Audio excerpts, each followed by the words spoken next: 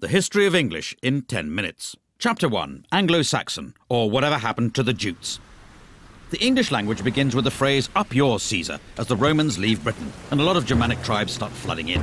Tribes such as the Angles and the Saxons, who together gave us the term Anglo-Saxon, and the Jutes, who didn't. The Romans left some very straight roads behind, but not much of their Latin language. The Anglo-Saxon vocab was much more useful, as it was mainly words for simple everyday things like house, woman, loaf, and werewolf. 4 of our days of the week were named in honour of Anglo-Saxon gods. They didn't bother with Saturday, Sunday and Monday, as they'd all gone off for a long weekend. While they were away, Christian missionaries stole in, bringing with them leaflets about jumble sales and more Latin.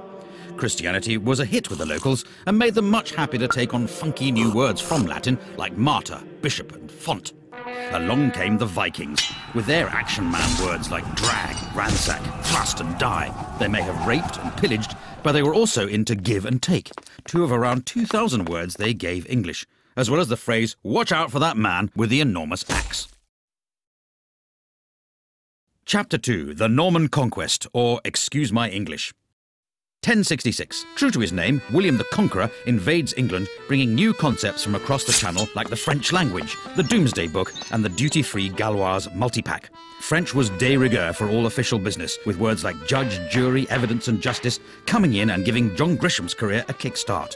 Latin was still used ad nauseam in church, but the common man spoke English, able to communicate only by speaking more slowly and loudly until the others understood him. Words like cow, sheep and swine come from the English-speaking farmers, while the à la carte versions, beef, mutton and pork, come from the French-speaking toffs, beginning a long-running trend for restaurants having completely indecipherable menus. All in all, the English absorbed about 10,000 new words from the Normans, though they still couldn't grasp the rules of cheek-kissing. The bonhomie all ended when the English nation took their new warlike lingo of armies, navies and soldiers and began the 100 Years' War against France. It actually lasted 116 years, but by that point no one could count any higher in French, and English took over as the language of power. Chapter 3. Shakespeare, or a plaque on both his houses. As the dictionary tells us, about 2,000 new words and phrases were invented by William Shakespeare. He gave us handy words like eyeball, puppy dog and anchovy, and more show-offy words like dauntless, besmirch and lackluster. He came up with the word alligator, soon after he ran out of things to rhyme with crocodile. And a nation of tea drinkers finally took him to their hearts when he invented the hobnob. Shakespeare knew the power of catchphrases as well as biscuits. Without him, we'd never eat our flesh and blood out of house and home. We'd have to say good riddance to the green-eyed monster, and breaking the ice would be as dead as a doornail.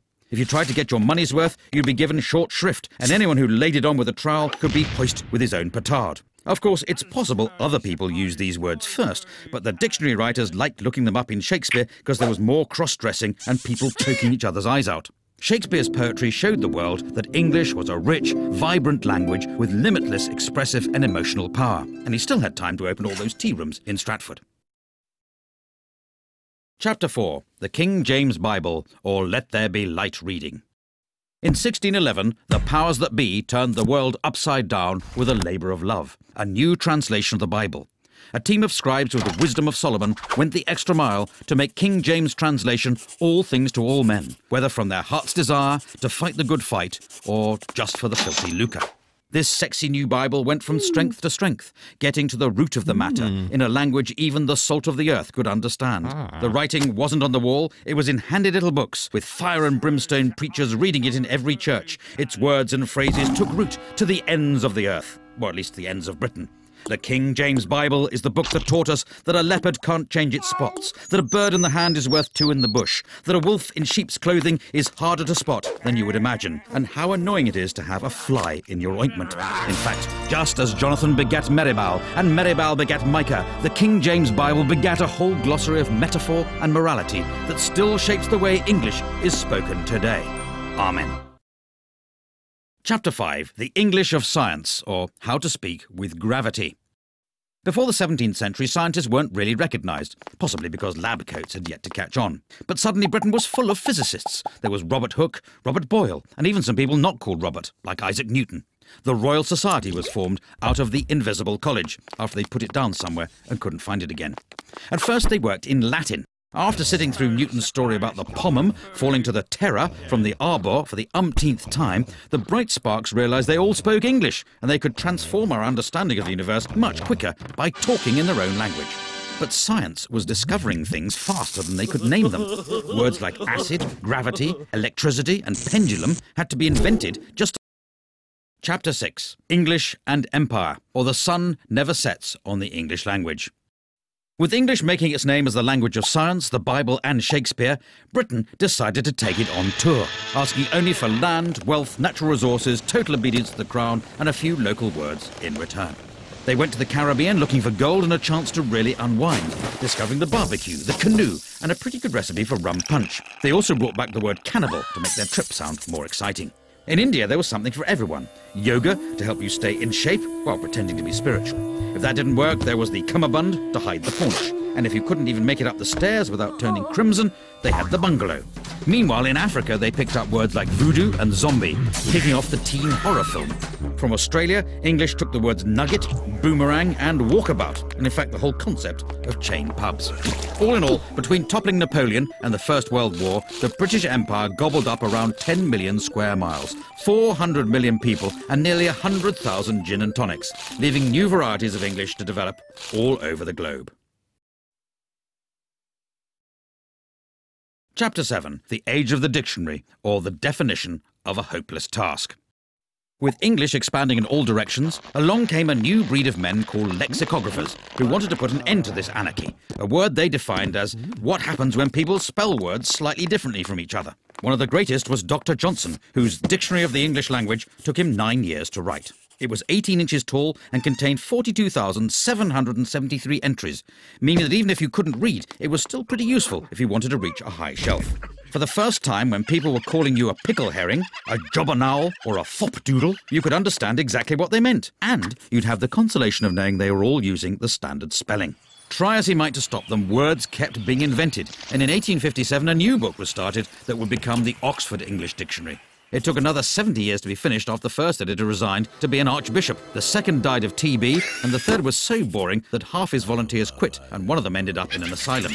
It eventually appeared in 1928, and it's continued to be revised ever since, proving the whole idea you can stop people making up words is complete snuff pumble. Chapter 8. American English, or not English, but somewhere in the ballpark. From the moment Brits first landed in America, they needed names for all the new plants and animals, so they borrowed words like raccoon, squash and moose from the Native Americans, as well as most of their territory. Waves of immigrants fed America's hunger for words. The Dutch came sharing coleslaw and cookies, probably as a result of their relaxed attitude to drugs. Later the Germans arrived selling pretzels from delicatessens, and the Italians arrived with their pizza, their pasta and their mafia, just like Mama used to make. America spread a new language of capitalism, getting everyone worried about the break-even and the bottom line, whether they were blue chip or white collar. The commuter needed a whole new system of freeways, subways and parking lots, and quickly, before words like merger and downsizing could be invented. American English drifted back across the pond as Brits got the hang of their cool movies and their groovy jazz. There were even some old forgotten English words that lived on in America, so they carried on using fall, faucets, diapers and candy, while the Brits moved on to autumn, taps, nappies and NHS dental care.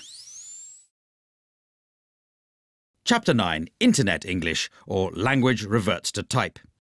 In 1972, the first email was sent. Soon the internet arrived, a free global space to share information, ideas and amusing pictures of cats. Before the internet, English changed through people speaking it, but the net brought typing back into fashion and hundreds of cases of repetitive strain injury. Nobody had ever had to download anything before, let alone use a toolbar, and the only time someone set up a firewall, it ended with a massive insurance claim and a huge pile of charred wallpaper. Conversations were getting shorter than the average attention span. Why bother writing a sentence when an abbreviation would do and leave you more time to blog, poke and reboot when your hard drive crashed? In my humble opinion, became IMHO. By the way, became BTW, and if we're honest that life-threatening accident was pretty hilarious, simply became fail. Chapter 10. Global English, or whose language is it anyway? In the 1500 years since the Romans left Britain, English has shown a unique ability to absorb, evolve, invade, and if we're honest, steal. After foreign settlers got it started, it grew into a fully fledged language all of its own, before leaving home and travelling the world, first via the high seas, then via the high-speed broadband connection, pilfering words from over 350 languages and establishing itself as a global institution. All this despite a written alphabet that bears no correlation to how it sounds and a system of spelling that even Dan Brown couldn't decipher. Right now, around 1.5 billion people speak English. Of these, about a quarter are native speakers, a quarter speak it as their second language, and half are able to ask for directions to a swimming pool. There's Hinglish, which is Hindi English, Chinglish, which is Chinese English, and Singlish, which is Singaporean English, and not that bit where they speak in musicals. So in conclusion, the language has got so little to do with England these days, it may well be time to stop calling it English. But if someone does think up a new name for it, it should probably be in Chinese.